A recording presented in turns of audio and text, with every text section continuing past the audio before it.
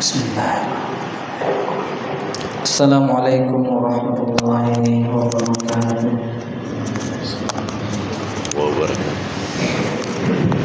Alhamdulillahi alamin. Wa bihi nasta'in ala umuri dunya waddin. Asyhadu an la ilaha illallah wahdahu la syarika lah. Wa asyhadu anna Muhammadan abduhu wa rasuluh. Allahumma salli wa sallim wa barik ala Muhammadin wa ala alihi wa sahbihi wa sallam wa ajma'in. A'udzu billahi minasy syaithanir rajim. Ya ayyuhalladzina amanu taqullaha haqqa tuqatih wa la tamutunna illa wa antum muslimun. Jamaah subuh rahimakumullah. Alhamdulillah, kita bersyukur kepada Allah Subhanahu wa taala di pagi ini Allah mudahkan kita kembali untuk bersilaturahim.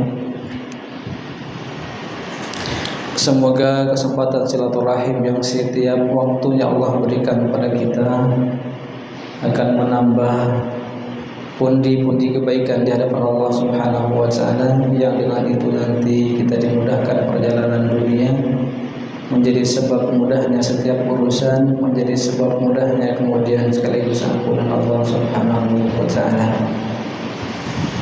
Kita bersyukur kepada Allah Subhanahu wa taala di pagi ini masih Allah berikan kemampuan untuk sama-sama bermunajat kepada Allah Subhanahu wa taala, berada dalam suatu majelis. Semoga malaikat-malaikat Allah yang hadir akan senantiasa mencatatkan nama-nama kita yang akan kembali nanti disebut oleh Allah Subhanahu wa taala di antara makhluk-makhluk Allah yang ada di langit, dan kita dibanggakan karena kehadiran kita. Salawat dan salam kita haturkan pada Rasulullah Muhammad sallallahu alaihi wasallam. Semoga di setiap salawat kita tersirat setiap ucapan itu ada harapan besar. Semoga Rasulullah tidak lupa dengan kita.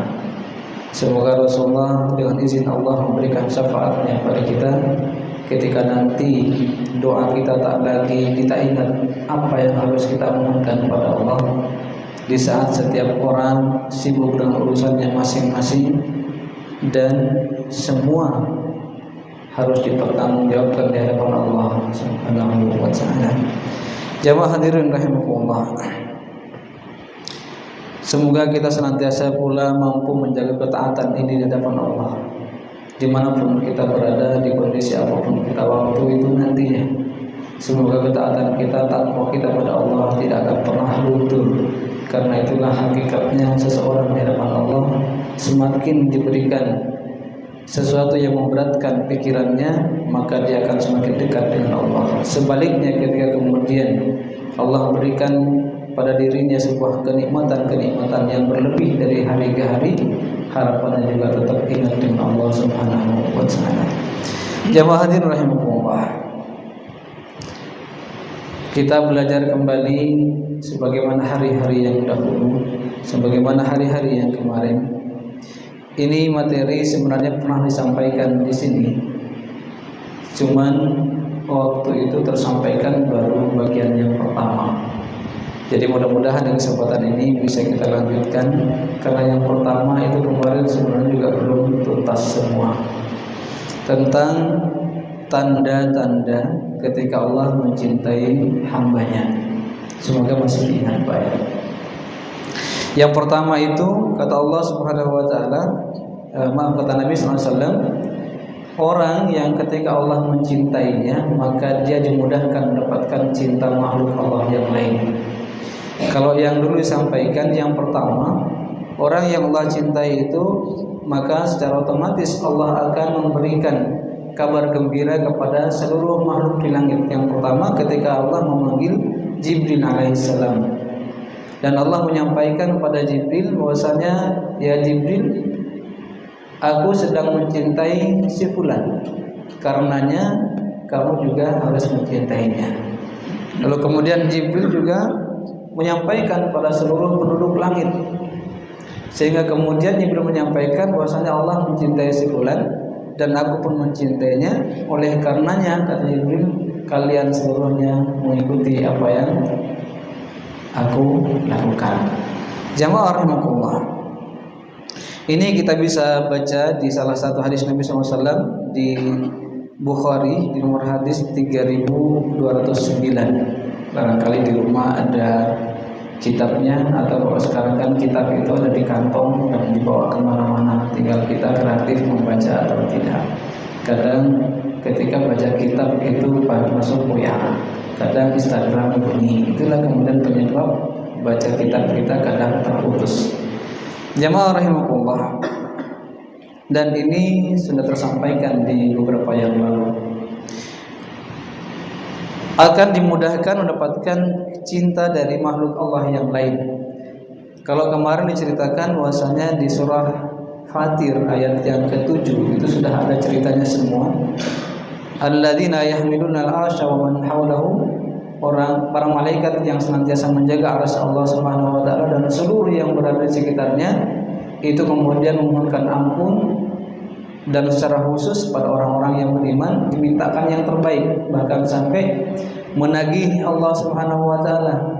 Ya Allah, kamu telah berjanji bahwasanya setiap orang-orang yang beriman, apalagi yang kau cintai, dia akan engkau berikan jannah. Itu ada Pak di ayat ke-9 atau 10 kalau tidak keliru. Wa adkhilhum jannati adnin allati wa'adtahum. Ya Allah, itu bagian akhir dari doa-doa para malaikat untuk orang-orang yang Allah cintai. Jadi kesimpulannya, orang yang kemudian Allah mencintainya, yang pertama ini mudah mendapatkan cinta dari makhluk Allah yang lain. Yang pertama dari malaikat. Kemudian yang kedua, orang yang ketika Allah jatuh cinta kepadanya, dia juga mudah mendapatkan cinta dari sesama manusia. Kenapa?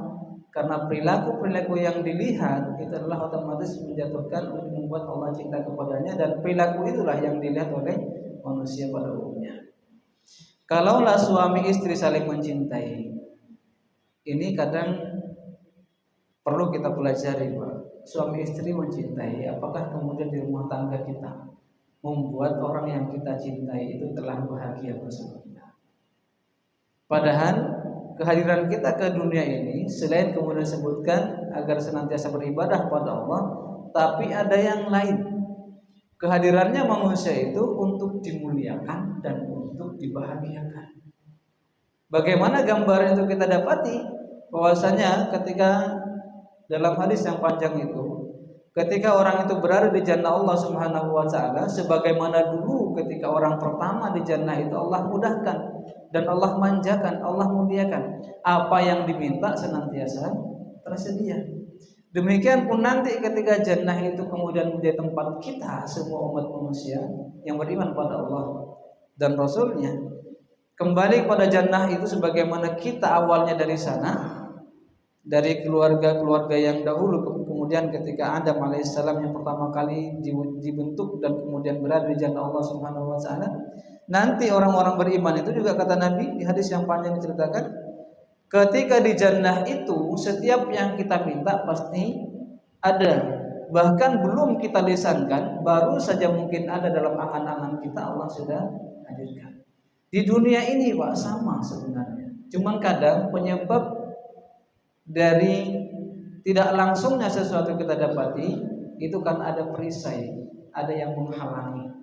Kalau berupa rezeki dalam arti harta barangkali, atau mungkin rezeki berupa kesehatan yang berkurang dan sebagainya, ada saja musibah-musibah dan sebagainya, itu kan ada perisai yang kemudian menghalangi permohonan kita pada Allah Subhanahu wa taala.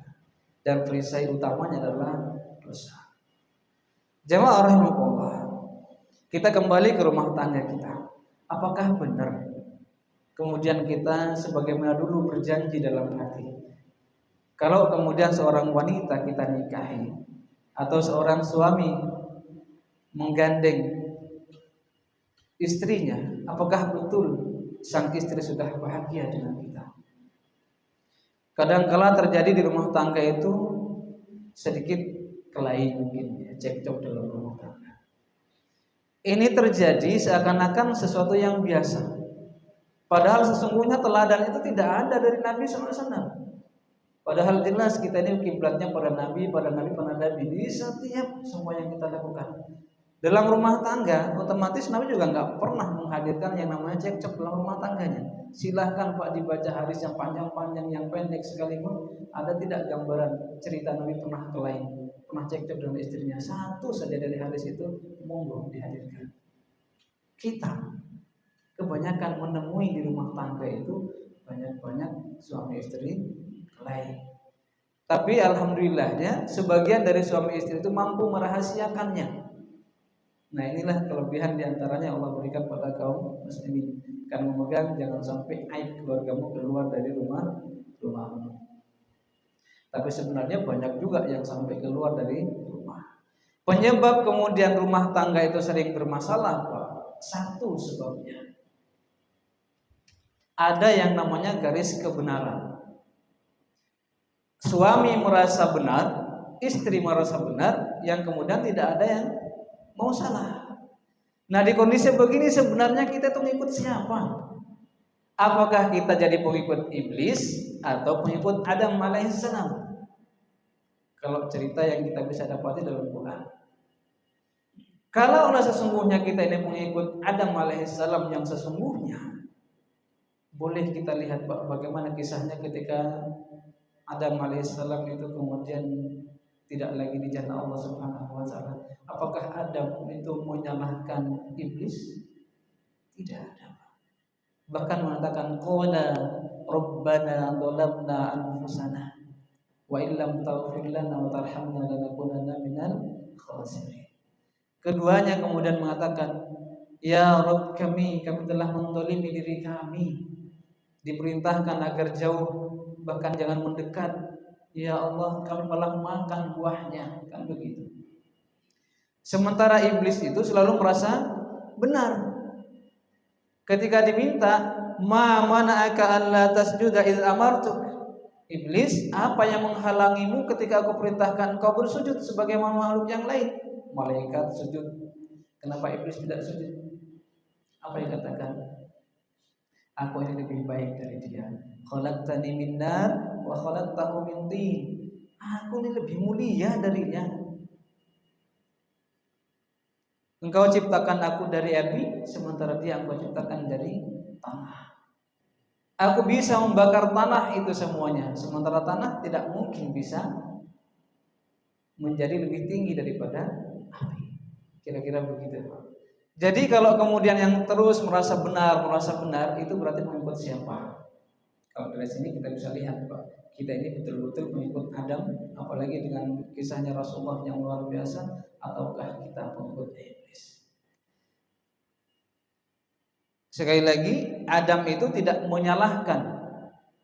Walaupun jelas yang menggoda, yang kemudian menjadikan dirinya dikeluarkan oleh Allah dari jannah adalah godaan dari iblis.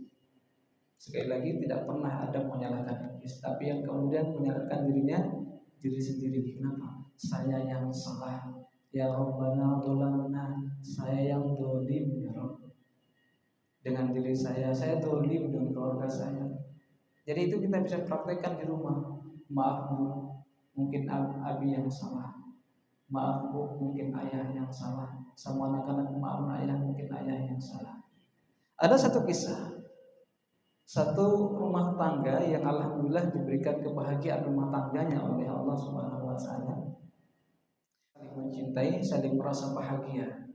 Satu ketika, karena di rumah ini ada asisten rumah tangga, barang-barang yang beliau bawa, ini kisah nyata yang baru saja kemarin saya dapati sekitar belum 1 pekan ini. Beliau menceritakan, barang-barang yang kita bawa dari perjalanan umroh, sepulang dari umroh itu ada jumlahnya mungkin sekitar anggap aja 7 barang, hilang 1. Ada uang yang mungkin sekian juta, hilang sebagian. Ditanya-tanya, dicari-cari, tidak ada yang tahu. Lalu kemudian selang beberapa hari setelah kehilangan itu, putranya itu iseng jalan-jalan masuk ke ruangannya ART-nya, asisten rumah tangga beliau. Didapatilah kemudian barang yang hilang itu di lemarinya. Coba barang hilang punya tuan rumah yang ngambil asisten rumah tangga. Kalau kita ngapain? Langsung dipecat.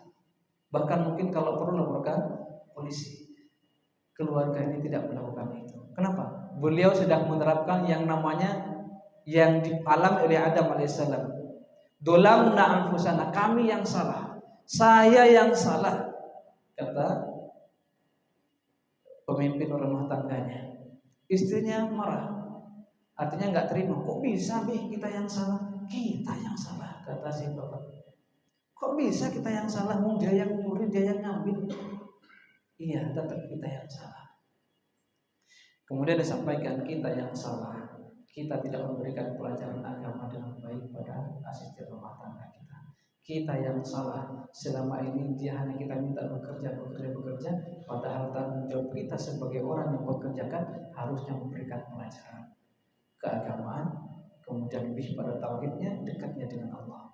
Bahwasanya yang begini tidak boleh, bukan karena kamu sebagai asisten di rumah kita, tapi karena ada Allah yang akan menilai kebaikan kamu. Kita yang salah, kata suaminya. Lalu kemudian singkatnya dikumpulkanlah dua asisten rumah tangganya ini, diminta karena anaknya sudah menyampaikan, kami tahu Mbak, barang yang hilang itu ada di lemari kalian, salah satunya, tolong diambil. Kami tidak marah. Setelah diambil uangnya, dikembalikan juga kemudian barang yang hilang tadi. Dan barang hilang itu berupa baju-baju, baik baju istrinya, baju suaminya, kan barang-barang dari Allah. Dapatlah kemudian oleh-oleh yang rencananya akan dikasihkan ke orang lain. Ternyata asistennya ngambil di luar. Jemaah rahimahullah. Saking arifnya ini kepala rumah tangga, karena mempraktekkan saya yang salah tadi, garis kebenaran itu sudah diturunkan dari dirinya. Ketika kemudian ngobrol, maaf Mbak, maaf sekali, saya salah selama ini. Mungkin Mbak akan menilai barang-barang kalian yang diambil ini adalah sebuah kesalahan dari kalian. Bukan, saya yang salah sesungguhnya. Kesalahan saya yang pertama, membiarkan kalian tidak lebih mengenal Allah lebih banyak daripada sebelumnya ketika kalian mungkin sebelum di sini. Kesalahan yang kedua, bahwasanya hukum-hukum Allah itu berlaku baik nanti di dunia maupun di akhirat, itu yang belum kami sampaikan kepada kalian. Sekali lagi saya minta maaf ya, saya salah tidak menyampaikan itu pada kalian dari awal. Asisten rumah tangganya tidak merasa terhina, tidak merasa kemudian dimarah-marahi, normal kembali. Selang berapa hari setelah itu, yang tadi ngambil-ngambil barang tidak izin itu izin dengan sendirinya keluar dari tempat kerjanya tanpa merasa tersakiti hatinya. Kita Pak seringkali sama anak-anak, Masya Allah, seringkali mudah marah sama istri, seringkali kemudian menyalahkan, ini belum, itu belum. Kenapa sih, ngapain aja di rumah? Jangan begitu. Kenapa? Karena kita selalu merasa untuk bahagianya rumah tangga, istri itu kita nikahi dulu, harapannya dia bahagia Pak dengan kita, bukan karena harta sebenarnya. Berapa banyak orang yang hartanya banyak ganti-ganti istrinya, kenapa? Masya Allah, perasaan benar dari seorang suami yang tidak pernah kemudian terkalahkan. Pengikut siapa yang begini? Jelas mengikut iblis. Boleh, ini saya sampaikan berdasarkan bagaimana karakter makhluk Allah itu keduanya sampaikan oleh Allah dalam Al-Quran. Lebih enaknya kalau dibuka itu di surah Al-A'raf, ketika kisahnya iblis menggoda sampai Adam alaihissalam mengatakan, qala rabbana zalamna anfusana, ya Allah, kami zalim pada diri kami. Tidak menunjuk itu tuh iblis yang salah. Oh ini ya Allah, istri saya yang memaksa saya untuk ngambil. Tidak. Jemaah Allah, ini kalau kita praktekkan di rumah enak Pak. Sama anak-anak, maaf naknya, ayah yang salah. Maaf suami, maaf istriku, saya yang salah. Sama sekiranya suami juga mendapatkan istri tiba-tiba, maaf nih, Umi yang salah. Walaupun sebenarnya yang keliru, yang kurang tepat adalah abinya. Mungkin maksudnya Umi salah tidak mengingatkan abi. Baru saja Pak kemarin kasus di rumah untuk kami, bukan kasus, karena kami sudah merubah yang kurang-kurang baik bahasanya menjadi sesuatu yang lebih enak gitu. Anggap aja ini masalah kita ganti dengan persoalan, karena soal pasti ada jawabannya dalam benak kami.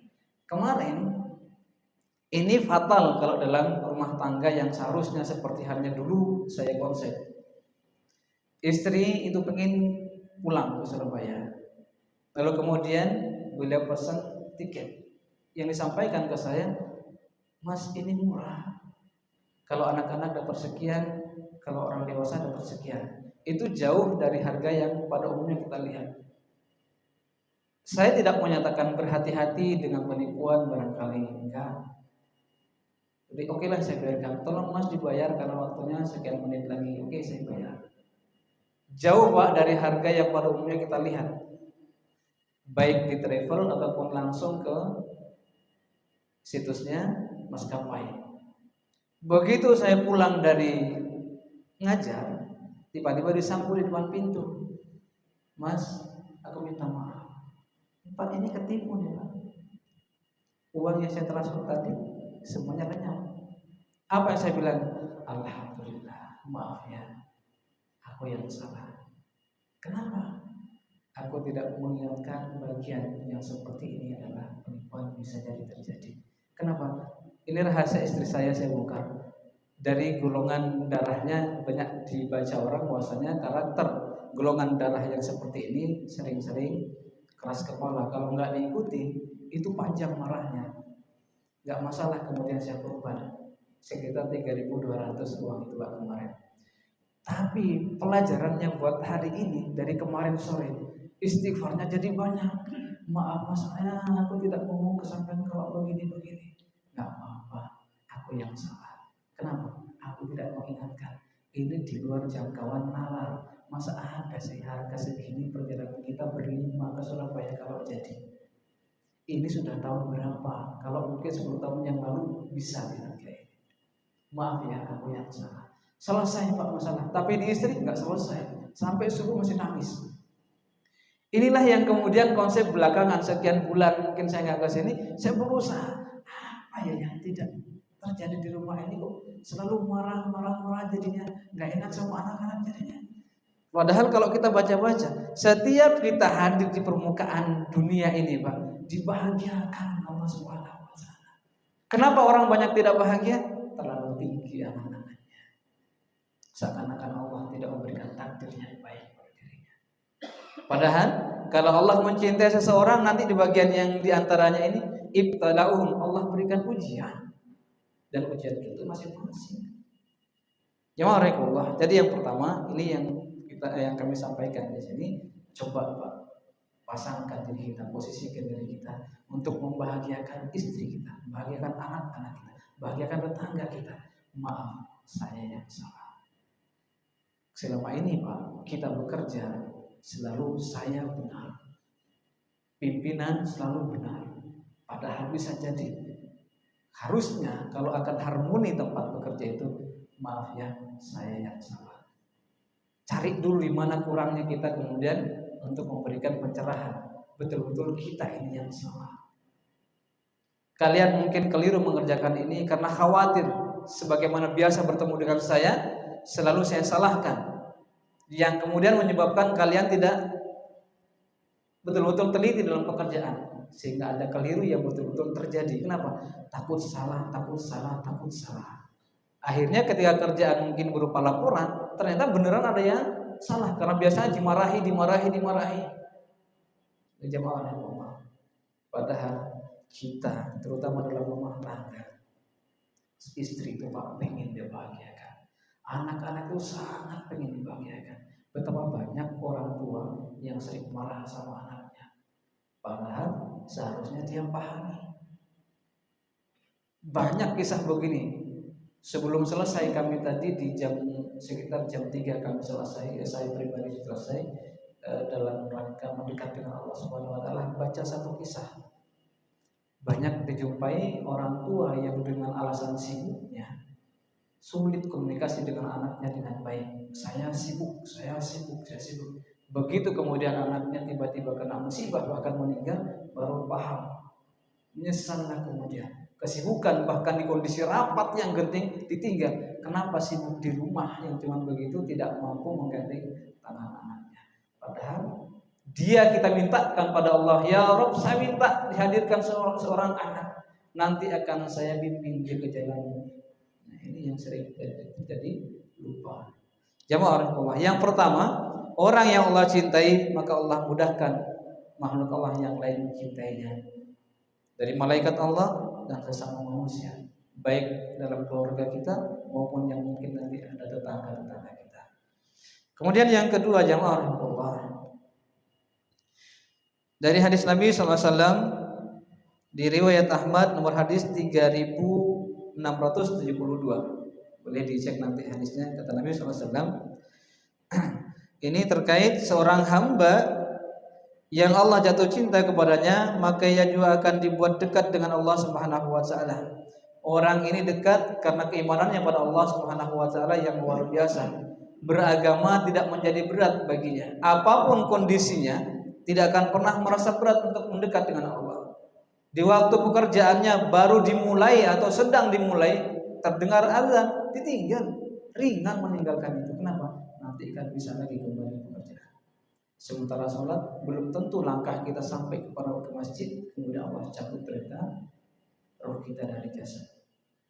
Jamaah Allah, orang kata Nabi SAW, sesungguhnya Allah memberi kenikmatan dunia kepada seorang yang dia cintai maupun yang ia tidak cintai. Innallaha azza wa jalla yu'tid dunya man yuhib wa man la yuhib. Allah memberikan kesenangan dan semua kenikmatan dunia kepada orang-orang yang Allah cintai dan juga orang yang Allah tidak cinta kepadanya. Tapi kemudian di belakangnya kata Nabi SAW, wala yu'til, dan Allah tidak memberikan dunia ini, tidak memberikan kenikmatan beragama itu, wala yu'tid din illa man yuhib, kecuali kepada orang yang Allah cintai. Beragama itu hanya diberikan pada orang-orang yang Allah cintai. Maka kita bisa melihat, bisa menakar diri kita, Allah ini sedang cinta apa tidak pada kita. Itu kita bisa melihatnya di posisi sibuk-sibuknya kita. Allah sudah menyediakan cintanya pada kita, ternyata kita menolaknya. Alasan apa? Sibuk, sebentar ya Rabb, ini ada panggilan azan, tapi ini nanggung belum selesai. Padahal Allah sudah sediakan rasa cintanya yang luar biasa. Keimanan sudah diberikan kepadanya, tapi ditolaknya kemudian ketika waktunya mendekat dengan Allah Subhanahu wa taala.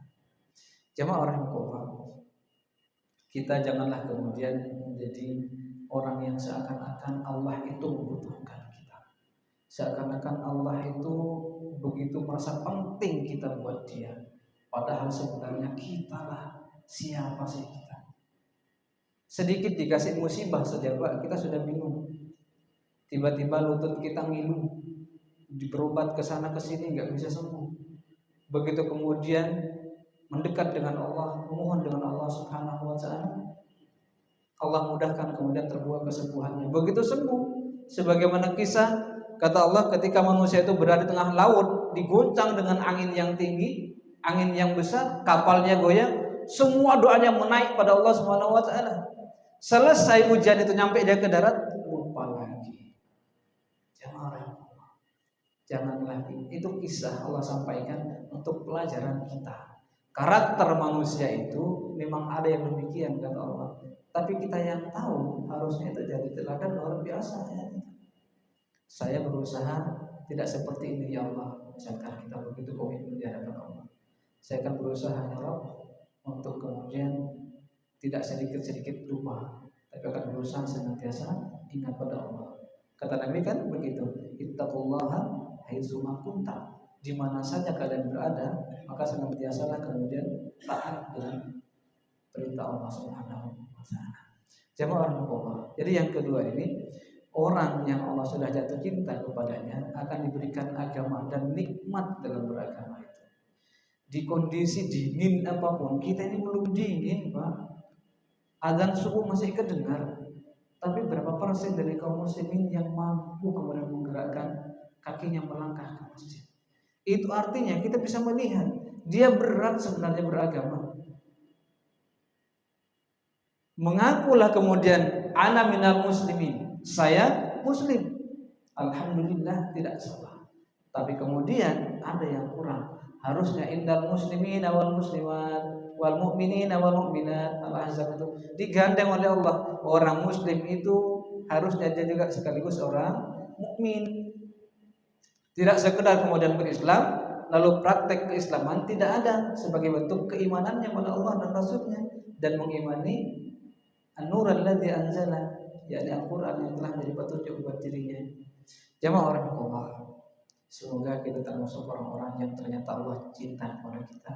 Allah mudahkan kita melangkah di pagi yang kata orang-orang ini dingin, yang kata orang-orang puasanya kehilangan waktu tidur menjelang subuh adalah sebuah kerugian. Kenapa?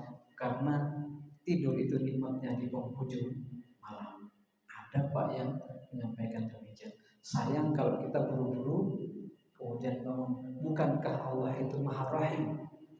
Nabi juga telah memberikan pelajaran yang kesiangan toh tetap juga boleh sholat subuh. Terlalu digampangkan akhirnya. Jadi bangunnya jam 7 karena kita juga baru saja bangun tidur, ya udah langsung sholat subuh. Segampang itu bagi orang-orang tertentu untuk mengambil agama ini. Jamaah Allah, ternyata dia lupa puasanya sholat yang tepat waktu itu lebih utama dan lebih Allah cintai daripada yang kemudian kesiangan-kesiangan itu. Tapi mungkin berpikir daripada tidak sama sekali. Jamaah rahimakumullah. Inilah kemudian bagian yang kedua. Lalu apa yang ketiga?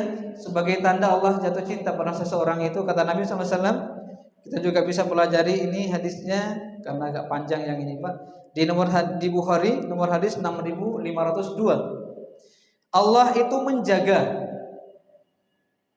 Yang pertama Allah jadikan makhluk lain jatuh cinta kepada orang yang Allah cintai. Yang kemudian yang kedua Allah jadikan dia beragama tidak berat. Apapun perintah agama itu tidak berat buat orang-orang yang sudah betul-betul Allah jatuh cinta padanya. Dan kecintaan Allah itu tidak hanya sebelah, hanya dari Allah saja, tapi langsung disambut oleh hambanya. Yang ketiga ini dijaga oleh Allah Subhanahu wa ta'ala. Yang singkatnya hadis ini sering juga disampaikan Pak. Di banyak-banyak tempat kita pernah mungkin mendengarkan bahwasanya kata Allah Subhanahu wa ta'ala, Nabi menyampaikan sesungguhnya Allah berfirman, barang siapa yang memusuhi waliku. Waliku ini tidak khusus Pak. Kalau di hadis yang dikatakan wali Allah itu adalah orang-orang yang beriman pada Allah dan Rasulnya kemudian beramal solih sebagaimana petunjuk dari Allah dan Rasulnya. Tidak harus wali itu tertentu seperti ini. Kata Allah, siapa yang memusuhi waliku maka aku menyatakan perang padanya. Orang mukmin yang kemudian dimusuhi oleh orang lain, artinya bahkan mungkin martabatnya direndahkan atau mungkin hal-hal lain yang memberatkan kaum muslimin, maka sesungguhnya dia sedang menantang Allah. Nanti Allah yang akan balas semuanya. Kemudian kata Allah Subhanahu wa ta'ala, tidaklah seorang hamba dari hamba-Ku mendekatkan diri kepadaku dengan nawafil, lebih aku cintai daripada dia, daripada hal-hal yang telah aku wajibkan baginya. Cinta Allah itu akan muncul bagi seorang hamba yang di sini yang akan mendapatkan penjagaan Allah Subhanahu wa ta'ala, yang dia banyak melakukan an-nawafil, ibadah-ibadah sunnah. Yang itu Allah utamakan daripada yang sudah difardukan. Kenapa demikian? Ini banyak memberikan takhlik ke ayat ke hadis ini, keterangan untuk hadis ini. Kenapa Allah lebih cinta kepada seorang hamba yang banyak mengerjakan nawafil daripada orang yang standarnya mengerjakan yang wajib? Kenapa? Yang wajib itu bagi orang beriman sudah pasti dilakukan. Dia mendapatkan cinta Allah, tapi Allah melebihkan cintanya bagi orang yang melebihkan juga dari sekedar yang kewajiban-kewajiban tadi. Oke lah, mungkin salat 5 waktu yang fardu dikerjakan, tapi Allah jatuh cinta, lebih cintanya kepada orang yang mampu melaksanakan nawafil. Tambahan-tambahan yang tidak ada contohnya dari Nabi SAW. Qiyamul lailnya tidak ditinggal, nanti syuruk dikerjakan, nanti duha dilaksanakan. Mungkin juga ada puasa-puasa sunnahnya, ada sedekah-sedekah tambahannya dan lain sebagainya. Itulah yang kemudian menyebabkan Allah itu jatuh cinta kepadanya. Kalau sudah itu dilakukan oleh seorang hamba, kata Nabi SAW, Allah menyampaikan kalau dia memegang, Allah yang akan jaga tangannya untuk tidak mengambil sembarangan. Ini Pak sudah waktunya dan bulan-bulannya kita akan diuji. Tangan kita apakah ngambil apa tidak. Di mana gambarnya sudah banyak. Saya tadi hampir kelewat karena ketutup jalan itu, mau turun hampir lewat. Kenapa? Banyak yang menghalangi. Gambar cantik dan gagah-gagah itu pada berdiri di tikungan sebelum kita masuk sini menuju arah baru Indonesia. Salah satunya yang kebaca tadi itu janjinya Indonesia akan diarahkan ke arah yang baru. Wallahu a'lam kemana arahnya. Itu salah satu janji yang ada di poster besar sana. Jemaah rahimakumullah, ujian orang-orang beriman itu karena yang banyak-banyak di kita ini adalah kaum muslimin.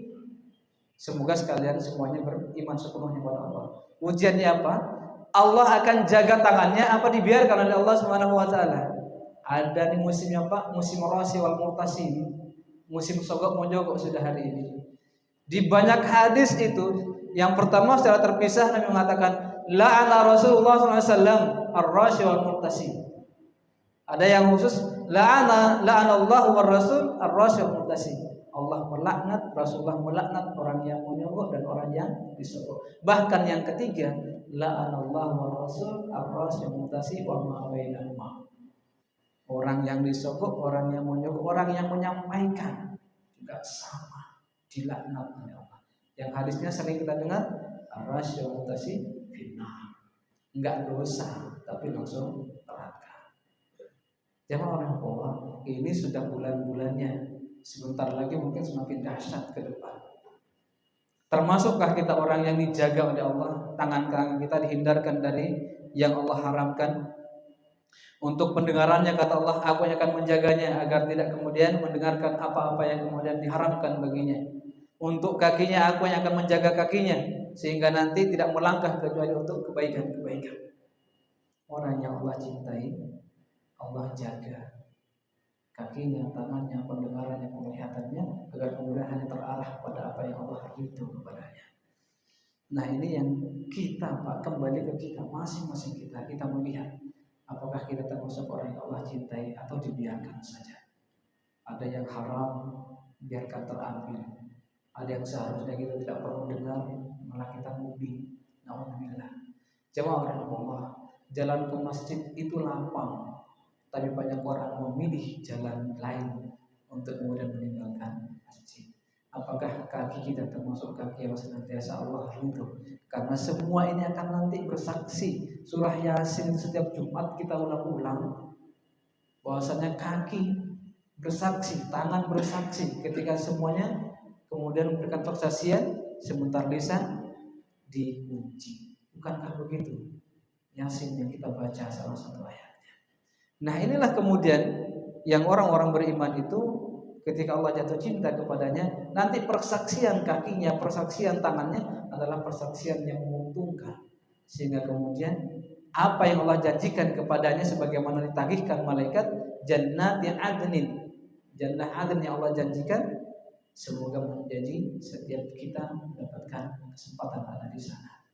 Jamaah rahimahullah, alhamdulillah sudah mendekat jam 6. Ini sebenarnya ada 5. Mudah-mudahan secara singkat ini bisa disampaikan. Karena dulu yang pertama itu sengaja agak panjang karena memang biar fokus bagaimana ketika Allah jatuh cinta dan bagaimana malaikat Allah itu mencintai kita, tidak sekedar cinta tidak, tapi apa yang malaikat lakukan untuk kita. Jemaah Allah. Kemudian yang keempat, orang yang Allah cintai tadi kita gandeng langsung mendapatkan ujian. Ini bisa dibuka di hadis At-Tirmidzi di nomor hadis 2396.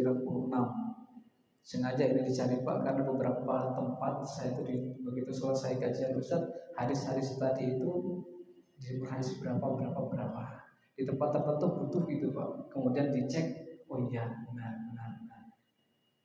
Ada yang memang peduli dengan itu untuk memudahkan sehingga kita tidak sulit mencarinya. Kalau kita cari di pakai alat ini, ketik nama ininya, perawi hadisnya, nomor hadisnya akan muncul.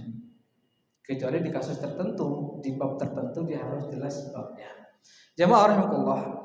Kata Allah Subhanahu wa taala, kata Nabi SAW, inna idamil jaza ma'a idamil bala. Sesungguhnya semakin besar ujian yang Allah berikan pada seorang hamba yang Allah jatuh cinta kepadanya, maka semakin besar pula perhatian Allah berupa pahala kepadanya. Jadi kalau nanti ini musimnya kita diuji dengan yang besar-besar, kita mampu menolaknya, mudah-mudahan Allah sebagaimana janjinya dari lisan Rasulnya, Allah berikan pahala yang besar.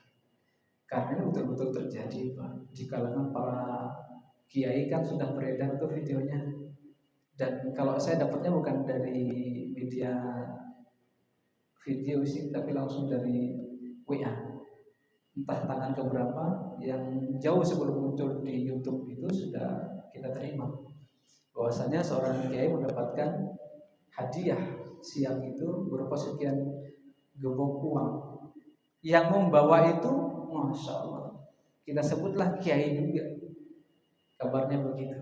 Jamaah orang Allah, itu ujian besar. Kalau kita di rumah-rumah mungkin karena tidak seperti di Jakarta. Jakarta itu pada umumnya kalau calon-calon itu ingin meraih suara di tempat tertentu, tidak hanya uang yang kemudian maksimal 1 juta satu keluarga, bisa kulkas Pak yang dikasihkan, bisa mesin cuci untuk satu rumah satu keluarga. Kalau kita mungkin di sekitar tidak di sini, di tempat lain yang lain di tahun yang lalu itu kita dapati ada satu keluarga dapat 1 juta. Jamaah rahimakumullah, ini seakan-akan hal biasa. Hadis Nabi sudah bertebaran disampaikan. Tapi kemudian Allah biarkanlah orang-orang itu karena jelas nantinya akan terukur mana yang Allah cinta kepadanya, mana yang tidak. Kita ini berusaha menyesuaikan diri untuk kemudian mendapatkan Allah cinta pada kita. Kalau sudah Allah cinta, Allah ridho Pak pasti. Kita dengan istri, kalau kita udah cinta dengan baik pada dia, ridho apa yang dilakukan istri itu, yang penting menuju kebaikan. Jamaah Allah, dari kasus yang tadi saya ceritakan, karena saya cinta dengan istri saya, apapun yang berat yang harusnya tidak akan dilakukan, alhamdulillah saya ringankan, nggak apa-apa. Itu kan baru uang segitu yang hilang. Bagaimana kok sekiranya kita yang hilang? Kan gitu jawabnya. Kok Mas malah alhamdulillah? Iya, baru juga segitu. Memang besar sih. Semoga nanti Allah ganti. Dan ganti Allah tidak akan senilai itu, pasti lebih banyak. Jamaah rahimakumullah, kita pada umumnya ke depan akan diuji. Baik diuji dengan janji, diuji dengan uang dan lain sebagainya. Mudah-mudahan kita mampu melewati itu. Sampaikan ini bukan hanya untuk keluarga kita yang di sini. Mungkin ada di tempat yang berbeda dengan kita, yang kemungkinan akan diserang dengan serangan-serangan yang namanya uang-uang itu, mungkin berasnya, mungkin kaosnya. Kata orang, ambil saja itu uangnya, tapi jangan kemudian dipilih. Munafik kita Pak, orang kan berharap gitu. Janganlah masuk sifat nifak yang sama-sama dibenci oleh Allah dan Rasulnya. Kalau memang kita ini bertahan sebagaimana keimanan kita, nggak usah diambil, sehingga orang tidak merasa mendapatkan janji dari kita. Bukankah kita tidak berjanji? Iya, tapi orang merasa. Karena sesungguhnya ketika kita mengambil, orang sangat berharap untuk mereka mendapatkan apa yang diinginkan. Jamaah Allah, lepaskan diri kita dari hal-hal yang nanti menjadi ujian berat. Memang semakin berat ujiannya dan kita mampu melalui itu, kata Nabi, semakin besar ujian yang Allah hadirkan pada seseorang, semakin besar pula rasa cinta Allah berupa kenikmatan yang Allah hadiahkan kepadanya. Ini kalau kita mampu melewati itu, berharaplah besar pada Allah. Ya Allah, terima kasih cintamu ya Rabb. Aku bisa melalui ini bukan karena kebetulan, tapi aku dengar salah satu penyampaian dari Rasul, inna idza bil bala ma'idatul jazaa. Sesungguhnya besarnya ujian adalah kau janjikan besar pula pahala sebagai bentuk cinta kepada kami. Jamaah Allah, semoga kita termasuk orang-orang yang dapat ini. Ini tinggal satu. Nanti kata Nabi SAW di riwayat Ahmad, ini agak besar Pak, nomor hadisnya 16.585. Riwayat Ahmad ini kata Nabi SAW, idza aradallahu bi'amdin khairan istakmaluhu. Ketika Allah itu mencintai seorang hambanya dan menginginkan kebaikan di akhir kehidupannya, istakmaluhu, Allah mudahkan dia beramal lebih dari sebelum-sebelumnya. Sahabat bertanya, mas takmaluhu ya Rasulullah, yang dimaksud dengan beramal itu bagaimana ya Rasul? Kata Nabi SAW, dimudahkan orang itu beramal lebih baik daripada sebelumnya, sebelum kemudian dia pergi menuju Allah, sehingga kemudian manusia ridho kepadanya. Sehingga kita sering menyatakan, Masya Allah, beliau kembali kepada Allah baru 1 pekan ini kelihatan begitu getol di masjid, rajin di masjid, silaturahim, banyak salam dengan kita. Ternyata tanda-tanda dia mau pulang, dia orang baik. Itulah Pak, ridho Allah dimunculkan di penghujung kehidupannya, entah mungkin 1 minggu atau 1 hari, bahkan mungkin 1 bulan bisa jadi, syukur-syukur 1 tahun, banyak kebaikannya kita lihat dari sebelumnya. Bisa jadi bentuk Allah cinta kepadanya. Semua mungkin misalnya dirapel yang sebelumnya jarang dilakukan, dikerjakan semua, mampu mengerjakan. Inilah istakmaluhu, Allah mudahkan dia beramal soleh di penghujung kehidupannya. Itulah namanya husnul khatimah. Dan setiap kita minta dimudahkan mendapatkan husnul khatimah. Jamaah Allah, lebih dari jam syuruk ini seharusnya. Barangkali sebelum kita tutup ada yang perlu di-sharingkan, disilakan. Kalau masih cukup buat kita nih 5 menit lah Pak ya, nambah lagi. Kalau ada, kalau nggak ada kita closing, nggak apa-apa. Ada Pak? Oh enggak, kayaknya serius ini.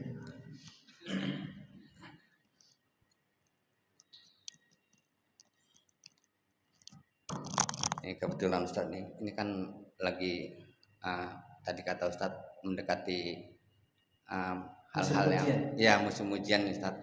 Ini banyak kasus kan Ustadz yang kita sering dengar, bagaimana kalau misalnya suatu paslon itu mungkin nggak secara langsung dia minta dukungan, tapi kadang-kadang kan nyumbang kayak karpet ke masjid. Ini hukumnya apa Ustadz? Kalau kita tahu kan pasti nggak boleh kan, tapi kan kadang-kadang pengurus itu kadang-kadang nggak mau tahu kan, yang penting dapat sumbangan kan Ustadz. Yang pertama Ustadz, yang kedua sebagai pengurus KPPS itu hukumnya apa Ustadz? Karena kan di Islam kan nggak boleh ya. KPPS misalnya pengawasnya atau apanya yang berkaitan dengan yang mensupport untuk demokrasi itu gimana Ustaz? Itu aja Ustaz. Terima kasih. Assalamualaikum warahmatullahi wabarakatuh. Yang pertama, insya Allah masjid kita ada yang dapat karpet dari situ Pak. Alhamdulillah. Semoga kita berlepas diri dari yang seperti itu. Jelas kalau kemudian seseorang itu datangnya hanya menjelang itu atau karena memang harapan itu, akadnya yang kita pastikan. Bapak hadir ke sini apa tujuannya? Untuk mendapatkan suara dari jamaah atau murni berbagi dengan masjid? Itu Pak akadnya. Kita main di akad. Tidak semuanya kemudian kita bagi rata. Tapi kalau yang ke rumah-rumah itu udah pasti dah. Bahkan mungkin ngantarkan dengan ini loh foto saya, nomor ini loh nanti, di gambar ini loh, urutan sekian. Kalau ke masjid pastikan akadnya dengan pengurus masjid. Langsung pakai ini Pak kalau perlu, ada hitam putihnya. Murni beliau ini berbagi. Kalau ternyata di hatinya berharap ini dari jamaah, dia yang salah, kita tidak salah nerima karena kita terima sesuai dengan akad. Moga Pak. Kira-kira begitu. Kemudian apa tadi yang satunya? KPPS. Ini demokrasi dengan khalifah ini harusnya. Jamaah Allah. Kita mungkin kencang pengen segera khilafah dan khalifahnya itu ada. Kaum muslimin insya Allah pengenlah semua itu segera ada. Tapi hari ini perjuangan kita masih belum berwujud untuk itu. Kita berdoa semoga suatu saat nanti Allah mudahkan, baik kita masih ada atau generasi kita yang menikmati. Kalaupun ternyata itu belum ada, kita ini mau tidak mau kita adalah negara demokrasi. Dalam konsep kita pun berislam, kalaulah kemudian kita masih bisa tegak beribadah, kita masih mampu melaksanakan nilai-nilai Islam yang lain dalam kehidupan kita di tengah-tengah demokrasi ini, maka kita sebisa mungkin jangan terlalu besar membenturkan negara khilafah dengan negara demokrasi. Ini kami pribadi sebagaimana kami dapati dari guru-guru kami. Pesan para guru itu menyampaikan, kita yang nanti berada di demokrasi, bahkan suara kita yang diminta, atau mungkin kita jadi bagian dari KPPS, bagian mendukung berjalannya demokrasi. Iya, kita sedang mendukung demokrasi. Bagaimana dengan konsep hukumnya nanti? Besar nih Pak bahasannya, nggak sesederhana. Tapi kita ambil yang ringan saja. Kalaulah kemudian kita bersikukuh harus segera demokrasi ini anggap aja lenyap, sementara khilafah harus segera tegak, sementara kita belum ada jalan untuk itu, maka daripada kita kemudian berharap yang belum tentu jelas hari ini ada, yang ada ini selama masih ada konsep-konsep kebaikan di situ, maka kita jalani saja dulu. Bukan berarti kemudian yang menjadi KPPS dan timnya itu tidak berpihak ke kaum muslimin dengan khalifah atau khilafahnya, bukan. Tapi ini berjalan, demokrasi sudah jalan dulu. Bukankah dengan demokrasi juga masih banyak kebaikan yang kita dapati? Jadi tidak serta-merta kemudian kita dikatakan mendukung hal yang nanti mengakibatkan hukum-hukum yang tidak berhukum dengan hukum Allah. Memang kalau kita secara garis besar demokrasi tidak mendukung hukum Allah, tapi bukan berarti kemudian tidak ada juga bagian-bagian dari kebaikan demokrasi. Hukum Allah masih ada Pak, cuma mungkin tidak keseluruhan. Karena terkadang tergantung bagaimana person yang berada di situ. Sekiranya personnya itu benar-benar adalah mengabdi pada Allah, walaupun undang-undang yang dipakai hari itu tidak langsung mengambil dari kitab Allah Subhanahu wa taala, ketika dia berdiri tegak sebagaimana akidahnya pada Allah, kalau ternyata dia salah, ya udah salahkan. Hari ini kan yang bermain personnya Pak. Kenapa? Pengacara itu yang kemudian mengarahkan ke sini. Kalau pengacaranya ini betul-betul adalah pengacara yang berdiri pada Allah, maaf Bu, kasus ibu-ibu memang salah, saya nggak ngambil, salah saya Pak sebenarnya. Hakim juga sama, ibu salah berdasarkan begini semuanya dapati ibu salah. Yang kita yang memang betul salah, terima kesalahan, selesai Pak. Yang jadi masalah itu yang salah ngaku benar. Itulah tadi di rumah tangga saja, yang salah pun ngaku benar, sehingga nggak pernah ada kemudian kedamaian. Jadi apakah kemudian semuanya demokrasi salah? Bagi kami dan guru-guru kami menyampaikan tidak semuanya, tergantung pada personnya, dia beriman apa tidak pada Allah. Ketika seorang hakim itu beriman pada Allah, menjadi hakim, tahu yang salah, tahu yang benar, dia akan berdiri sebagaimana dirinya pada Allah. Kamu salah, ya sudah salah. Ini benar, ya sudah kita benarkan. Yang salah sesungguhnya kembali pada setiap orangnya yang memegang kewenangan di situ. Jadi di KPPS jangan khawatir, selama tidak berpihak ke satu orang, misalnya ke satu paslon, misalkan begitu. Berdirilah sebagaimana netralnya kita punya pilihan, ya udah pilih aja. Tidak usah mengaruhi teman, kecuali yang bisa dipengaruhi. Nah, mungkin begitu diajak barangkali tanpa embel-embel, kamu kalau pilih ini dapat begini, gak usah. Aku pilih ini karena sesuai dengan begini, misalnya kita punya pandangan apa, mungkin beragamanya baik, mungkin cara memimpinnya baik, mungkin sebelum pekerjaannya seperti apa, kita bisa itu jadikan penilaian, bukan karena posisi uang dan keuangannya. Itu barangkali Pak ya. Jadi jangan kendor yang sudah terdaftar menjadi bagian dari KPPS, silahkan dilanjutkan. Semoga jadikan itu adalah niatkan betul-betul untuk mengabdi pada Allah. Ya Rabb, disinilah kami berdiri kesempatan beramal soleh. Semoga yang seperti itu Engkau catat sebagai amal soleh kami. Karena sesungguhnya setiap yang kita lakukan nilainya itu ibadah. Tergantung bagaimana kita memahami ini beribadah apa justru kita menghindar dari ibadah. Jamaah Allah, insya Allah ini kalau mau bahas soal demokrasi itu saya senang Pak. Tapi memang rujukannya harus kita siapkan betul-betul. Karena nanti komparasinya dengan bagaimana konsep Islam dalam bernegara. Semoga tidak menjadi runcing kemudian kita berpisah dari situ, tidak. Ilmu harus kita rangkul dua-duanya sehingga semakin kita paham keduanya, kita tahu berdiri di bagian yang mana.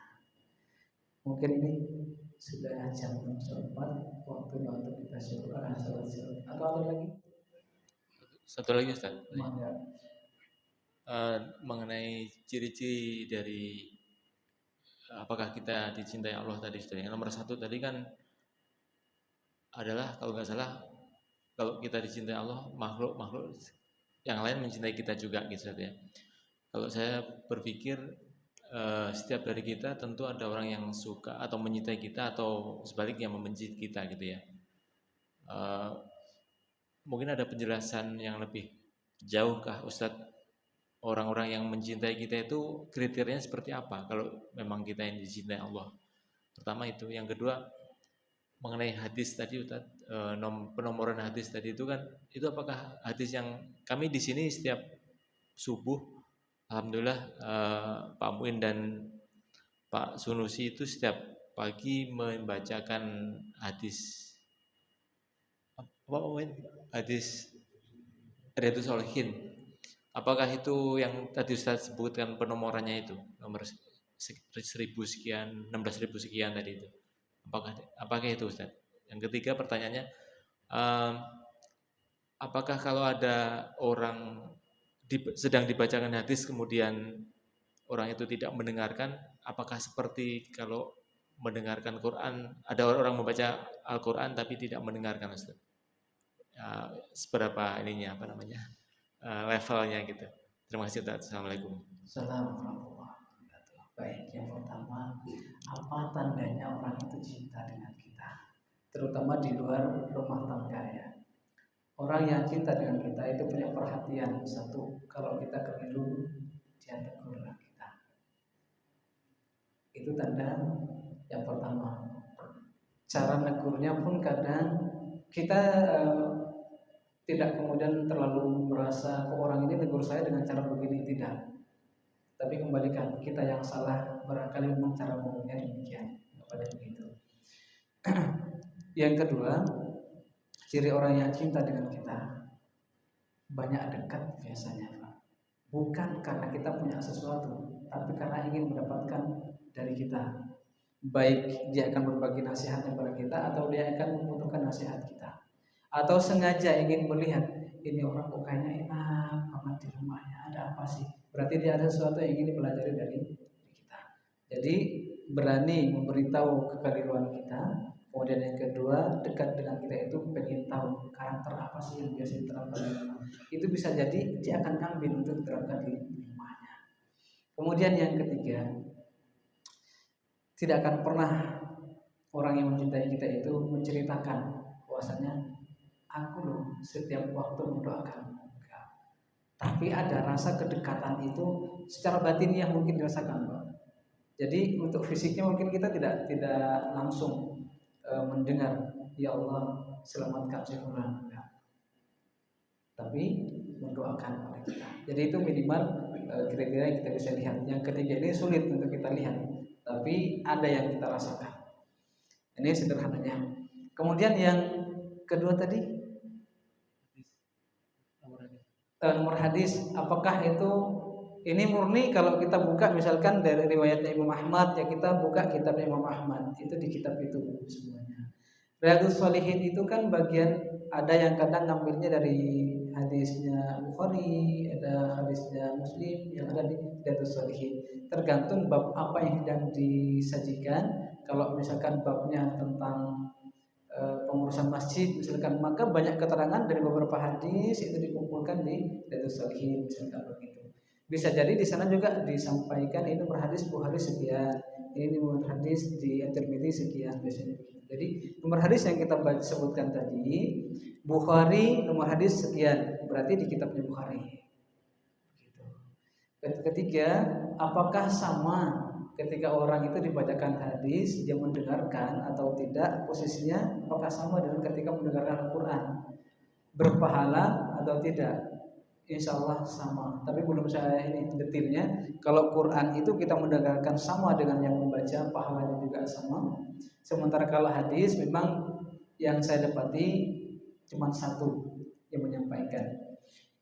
Karena itu juga bagian dari lisan Rasulullah SAW tersampaikan sebagaimana Quran yang dibacakan oleh Nabi pertama kali kemudian dibaca, dituliskan oleh para sahabat. Seharusnya seseorang ketika hadis itu dibaca, walaupun dia tidak langsung hafal, tidak mampu langsung melaksanakan, dengarkanlah baik-baik.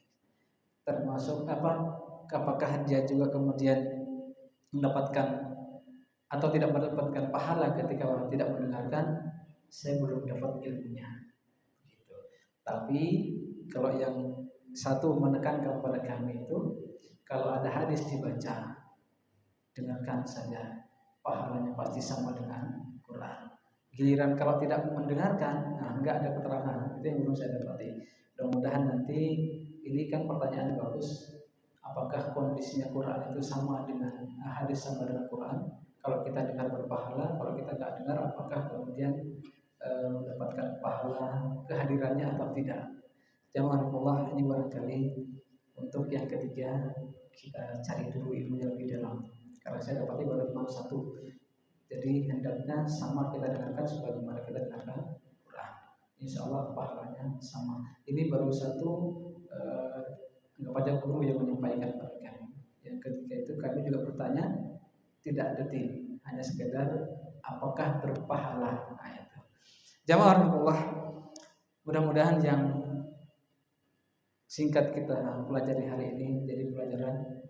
Sekali lagi saya berpesan untuk kita semuanya, mari untuk semakin menambah kecintaan Allah, karena ayat-ayat Allah itu ada di rumah-rumah kita. Istri dan anak-anak kita adalah ayat-ayat Allah yang juga perlu kita muliakan sebagaimana kita muliakan Quran. Karenanya kita senantiasa memuliakan Al-Quran, kita bacakan dia, kita pelajari dia, kita praktekkan dalam kehidupan kita. Maka istri dan anak-anak kita adalah bagian dari ayat-ayat Allah yang perlu kita muliakan. Muliakan mereka, bahagiakan mereka. Jangan pernah menyalahkan yang di sana, kitalah yang salah. Mengatakan maaf, saya yang salah. Pelajarannya terutamanya dari mana? Kisah Nabi Adam alaihissalam di surah Al-Ahzab itu. Maaf, di surah Al-A'raf. Semoga yang singkat ini jadi pelajaran buat kita hari ini, dan berikutnya Allah mudahkan kembali kita bersama-sama. Mohon maaf atas segala khilaf dan kurangnya. Semoga perjumpaan ini termasuk perjumpaan persamaan yang kemudian Allah jadikan nanti catatan di video besar kita di hadapan Allah Subhanahu wa taala. Hadanallahu ajmain. Sekali lagi mohon maaf. Assalamualaikum warahmatullahi wabarakatuh.